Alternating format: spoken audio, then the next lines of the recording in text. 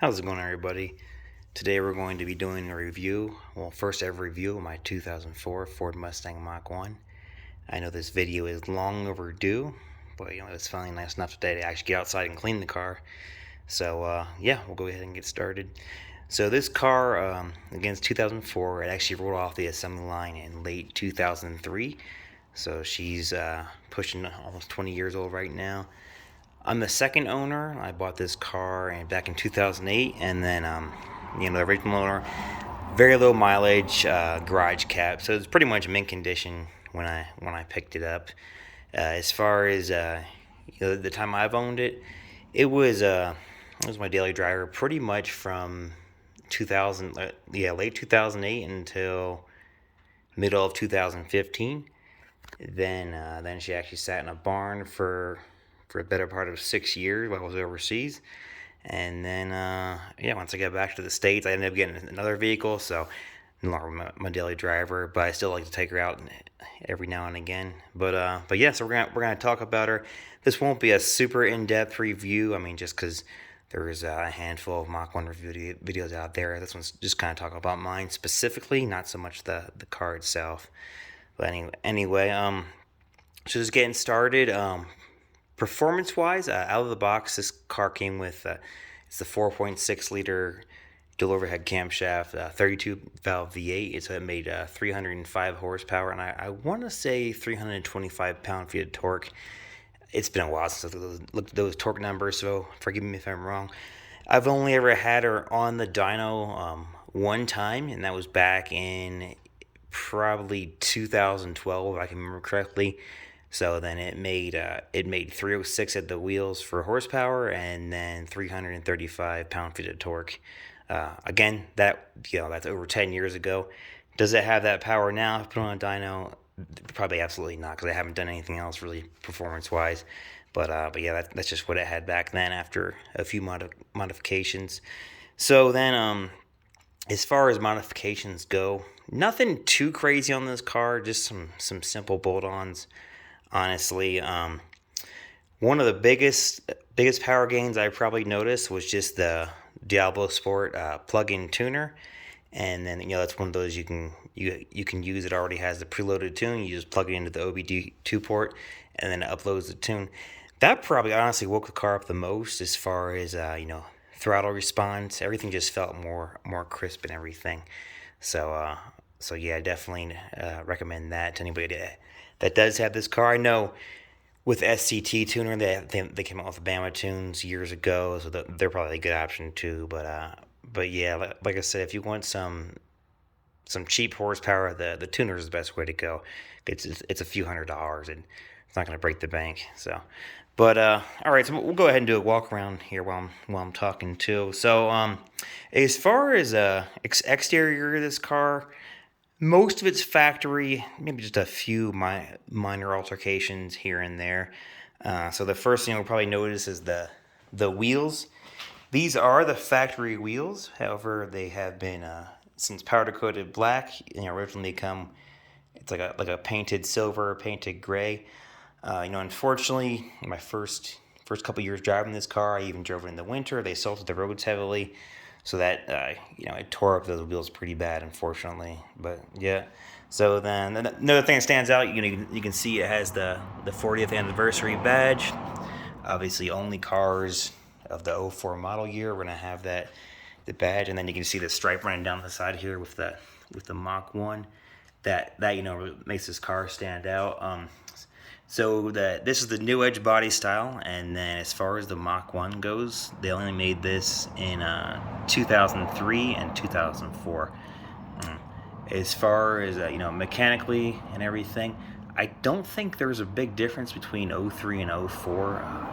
One of the few things, there were maybe a few tweaks in the interior, and then the '03 won't have this badge over here. Other than that, very, very similar. And then it was either available in a 5-speed manual transmission or a 4-speed automatic. And then they had a handful of colors. Again, this is a competition orange, but you can get that both years as far as I'm aware. But yeah. And then so then also these headlights right here, these are aftermarket headlights, and I also replaced the fog lamps down there, if you can see that.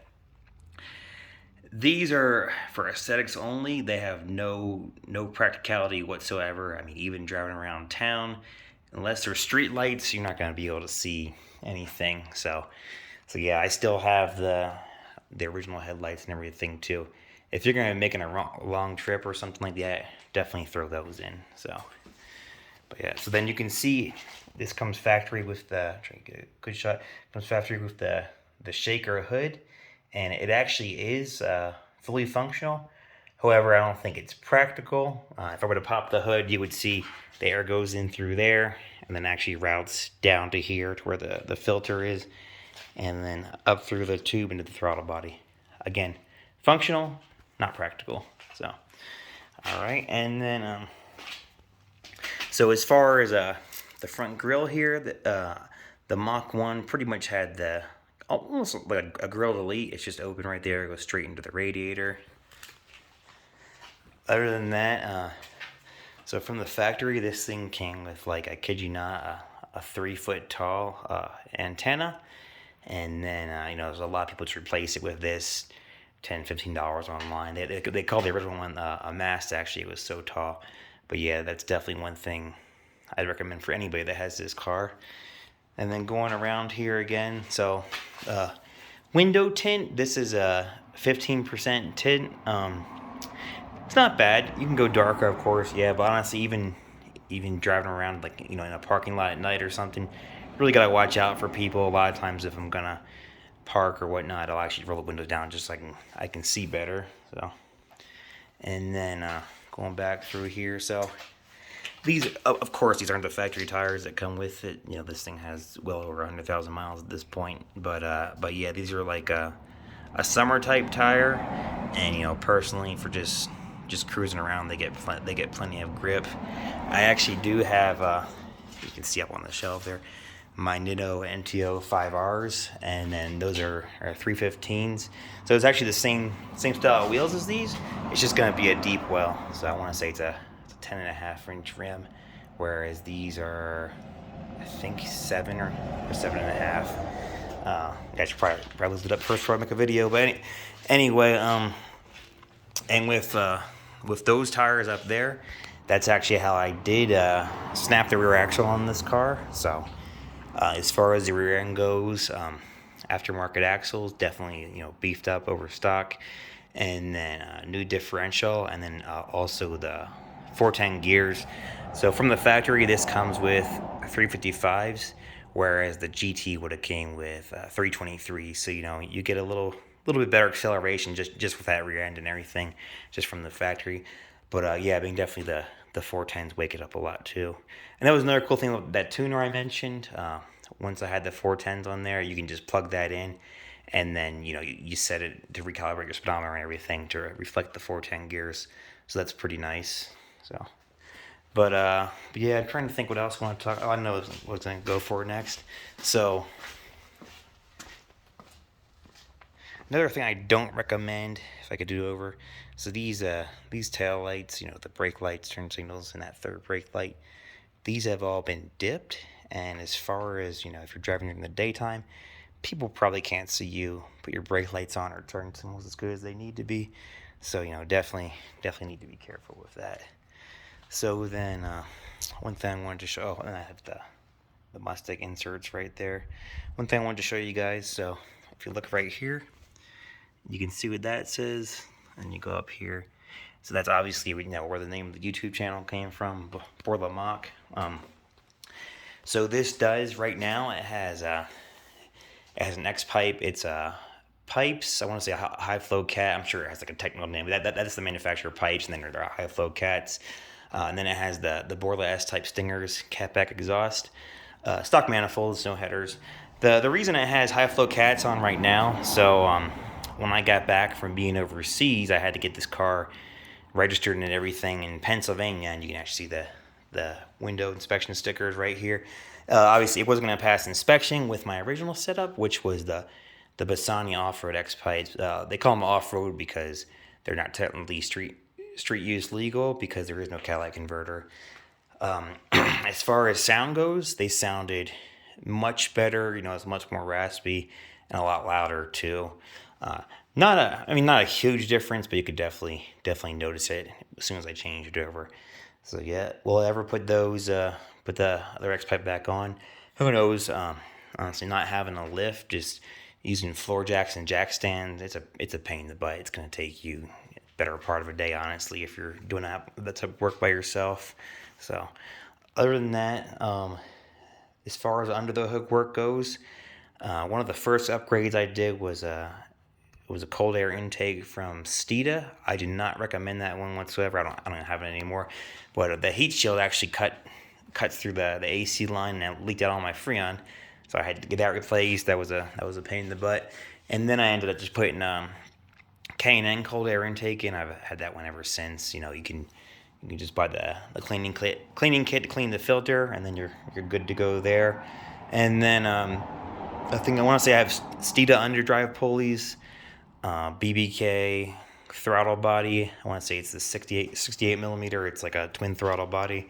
And then I'm trying to think what else. I got aluminum drive shaft from Ford Racing. But other than that, I think that's it for performance parts. Like I said, just a lot of small things here and there. If I could hit the reset button, probably the first thing I would do is just do a supercharger build, and then go from there. But like I said, I was just doing small numbers here and then. And then, I forgot to mention. So this is set up for nitrous. I have a kit from Zex. It's just right now I just have it run a 75 shot. When I say I had it running for a 75 shot, I haven't even sprayed. It's probably been over 6, 7, 8 years at this point. But yeah, it is set up to run that, and you can actually change the jets out to get either a 100 shot or a 125 shot. However, with the motor being completely stock, I never wanted to tamper with anything or go any higher than 75. I've always read that was the safe shot, if you will. So, but yeah, that's pretty much it. Oh, and then one more thing too, I wanted to point out. So you can see this decal up in the back there. That's 100% from the factory. That's factory original. If you go down here to the one in the front, this is not the factory original. The one that when I bought the car, it already has some spots. It was peeling. Of course, you can see this one is too. But then when I went to replace it, I looked into different options. This was honestly like a $20 one off of eBay. The actual one I should have bought though was just shy of $200 from like an actual Ford service parts counter. Just because it's machined perfectly to fit the curvature of the hood. Whereas this one I ended up having my friend doing, and nothing on him. It's just that the part itself wasn't meant for this car, so he actually had to put a little incision down there to make it fold over the hood properly. But yeah, like I said, if I could go back, go ahead and just buy the actual part versus a cheap one. So, but yeah, so then we'll go ahead and show you under the hood. It's a mess under there, but it is what it is. So, like I said, I cleaned the car today.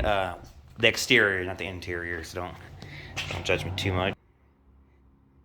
Okay, here we are under the hood. So like I was talking about, here's the shaker hoods there. We'll go in there. It'll reroute down through there into here's the filter box from K&N, and then into the throttle body. So then you can also see the nitrous solenoid right there. So it sprays the fuel and the nitrous right into the intake tube, and then it'll mix, and that's how you can get your little bit extra power right there. Then we got a purge solenoid up front here. Obviously it's not professionally installed. I did that myself, but I mean it works. Never had any issues with it. Again, I haven't ran the nitrous in a long time now, but yeah. And then the hose that runs to the bottle, you actually route it down through kind of next to the subframe connector, and then in through the trunk, and that's where you can mount the bottle. I don't have the mounts in right now just because it takes a lot of room, but I mean it's a matter of 4 nuts and bolts to put the mounts in there for the bottle if you wanted to do that. So, all right, we'll go ahead and get this hood closed.